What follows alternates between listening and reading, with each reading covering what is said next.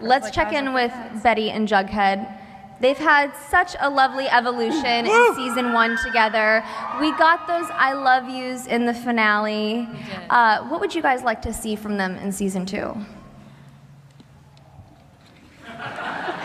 Wow. Well, I think, honestly, with Jughead kind of going to Southside and stepping into serpent territory, it's very scary for Betty. She doesn't want to lose her man and also doesn't want him to get into any danger. And I think it becomes a little bit of a Romeo and Juliet situation that she hopes has a happy ending. They both do.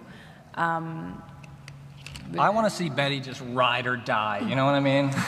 Just like on some hogs, Betty, just riding into the wilderness. There might be a pink leather jacket in the future. Yes. I mean, her mama was a little bit of a serpent, so. Going on. No, I think, you know, I think the relationship is definitely going to be tested, especially through the first real narrative of the second season. But it's one of those things where now more than ever, I mean, season 1, the way that we've kind of talked about season 1 was very much the origin story for a lot of these characters. And now the way that the characters' lives are sort of progressing is really stressful. It's dark, and the truth is that Jughead is one of those characters that really gets tested the most by the world around him, and that puts Betty really in a position of possible judgment where she and her morality have to make the choice to either be there for this kid or, you know, call it quits for the betterment of herself. So it's interesting. We'll see where it goes. And for Veronica and Archie, are we just going to see their love continue to blossom? Yeah, I mean, since Archie's going through all of that drama with his father, I think Veronica's being challenged to step up and be a strong girlfriend. And I don't think she's really used to being in those kinds of serious relationships, like, especially because they just started their relationship and all of a sudden she's like helping him go through something very traumatic. Mm-hmm. And I think we can tease that probably the sexiest scene in Riverdale's history is in episode 201, yeah. And it's between Betty, Roberto. You almost made a lot of headlines. It's between Veronica and Archie. Sorry. It is quite steamy. It's very steamy. LOL. It's very steamy. Well, something that I think that is heating up is how amazing the Pussycats have been. Oh, yeah. Looking fabulous down there, ladies. Thank you so much. What has it meant to you three to be the modern day representation of such an iconic group? Oh, wow. It's amazing. It's such a blessing to have the three of us. As you know, we aren't the exact replica of the comic book, Josie and the Pussycats, but it's amazing to be able to showcase how talented Josie and the Pussycats are and bring to life. I loved the movie in 2001, and I'm sure you guys have probably all seen it, but it's amazing to be able to share with you our love for the group and each other. Yeah, I feel like it's like honestly such a journey of self-love for all of us, even with just like wearing our natural hair and representing the way that we do. Like, it's been so confirming and such a blessing because it's not all the time you get the opportunity to do that, especially on TV. So we're really grateful. Yeah. All this hair. It's an amazing opportunity, really. Yeah. What type of musical moments can we expect in season 2? Lots. Well, we do something super iconic. Episode, is it 202? 202. We are literally singing the dopest song ever. I won't give it away, but everybody knows it. Like, it's a classic, so. It's really good. Are you guys just like slipping notes like under the writer's room, being like, I'd like to sing this song next? We just sing them on set all day, 12 hours. And Ashley, are we going to be seeing any more dynamics with Josie and her family? Because her mom is the mayor. She's quite powerful. I'm really hoping so. I think we are, specifically with Josie and her mom. I'd like to see some more interaction with Josie and her father, because I think that plays a big part in who she is and who she's going to decide she wants to become. So yeah, I mean, I'm really hoping that there's more family interaction. Yeah, there's definitely, we all love Robin Givens, who plays Mayor McCoy and Josie's mom. I mean, she's incredible. So we definitely have big stories planned for her and Josie, because they're also going to be tested this season. And just real quick, Veronica, are you still rocking those pussycat ears in season 2? I am. Okay. Yes. Veronica's still a pussycat. Yes. Yeah. Love to hear that. Madeline, you burned down Thornhill in the season 1 finale. Girl, where you living? Where's Nana Rose? That's a solid question, Cole. All of which will be revealed in season 2. I do have a house somewhere, sort of. Hey, I know that pain, man. Well, in that teaser trailer, we saw a very chilling scene. What was it like playing that, and what can you tease about what Cheryl's going to be going through with her Blossom family? Well, Cheryl gets colder and meaner in season 2 because of all the things that happened in season 1. But she takes the reins back from her parent, just the one. She takes the reins. She takes the reins back, and she starts taking control of her life a lot more, which I think is going to be fun for her to do. She needs that. Well, and we've got some babies on the way for the Cooper and Blossom families. I gotta know, how do you guys think that Cheryl and Betty are gonna be as aunties? I actually think we're gonna have a lot of fun. We have a very interesting dynamic on the show. Season 2. In season 2, Well, they're cousins now, right? Is this what we're going to have babies on the set? Cole, relax. Look, I started as a babies. baby. I can tell you we're horrible. I also started as a baby in life. Well, that actually leads me into my last question before we open it up to you guys in the audience right now. Instead of the classic cliche that a lot of other teen shows have done in the past of pitting girls against each other, it's so nice to see that Riverdale has so many beautiful female friendships and they're genuine. What is it like for you guys to be able to have those relationships on TV and to be able to show that to the girls out there? Episode 205, let me just say, is like a really big, like, girls sticking together. This Nick St. Clair guy, the ex-boyfriend that comes into town, he does some really bad things. And it involves Veronica and Cheryl.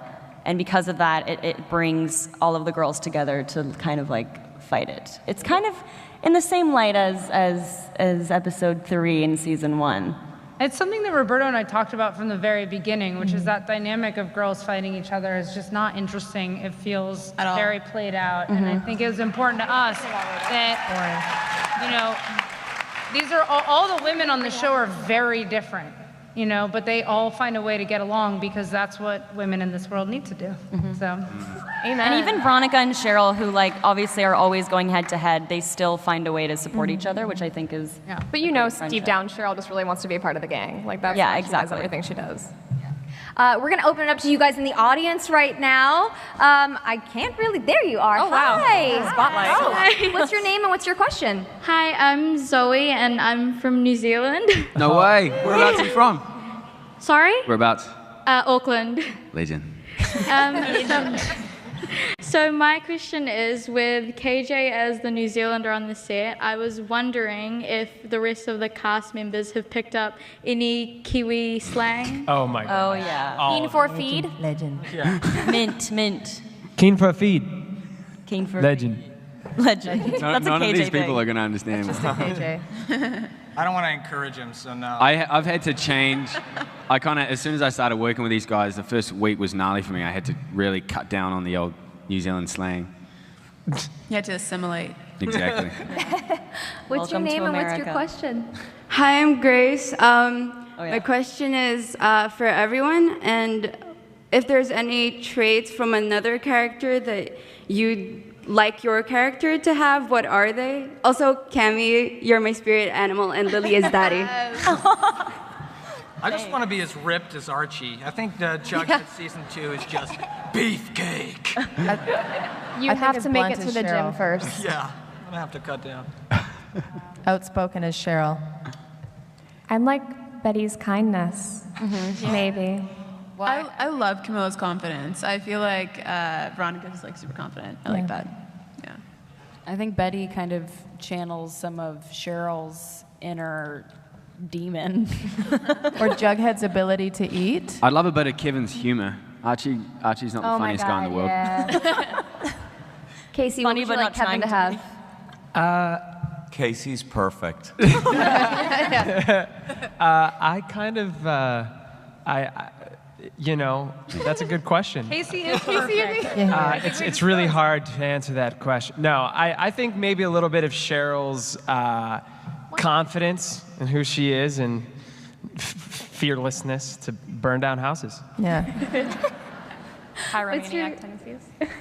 And then, did everybody answer it? Just want to make sure. I think I wouldn't mind being a little dark. I wouldn't mind being like real dark. Josie's got some demons. Okay. And what's your name? What's your question? Hi, I'm Paris, and I was wondering who's most like their character on the cast. That's a hard one. I think we all carry some traits. We all carry some traits for sure. I'm or so Jughead. not. Maybe I'm Cole. so not The guy that plays Pop Tate is the nicest guy in the world. Oh my gosh, He's he Pop is Tate. Pop Pop Tate. Tate is Pop Pop Tate. Tate is Pop Tate. I think KJ as I think Archie. KJ. He's just as boring. Yeah.